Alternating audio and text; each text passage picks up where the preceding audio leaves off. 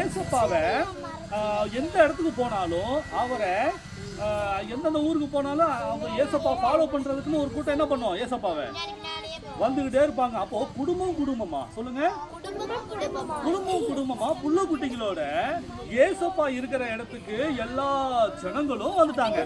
எந்த இடத்துக்கு வந்துட்டாங்க சொல்லுங்க, வனாந்திரமான மொத்தம் எத்தனை நாள் தெரியுமா? வனாந்திரமான ஒரு இடத்துல ஏசப்பா பிரசங்கம் பண்ணிட்டு இருக்கிறாரு, போதகம் பண்ணிட்டு இருக்கிறாரு. சொல்லுங்க 3 நாள். சொல்லுங்க 3 நாள் வனாந்திரமான ஒரு இடத்துல குடும்பமா ஏசப்பாவுடைய வார்த்தையை கேட்கறதுக்கு எல்லா ஜனங்களும் அவ்வளவு ஆசையோடு, தாகத்தோடு, ஆர்வத்தோடு, வாஞ்சியோடு வந்திருந்தாங்க. மொத்தம் பாருங்க, எத்தனை நாள் ஏசப்பாவுடைய வார்த்தையை கேட்டாங்க.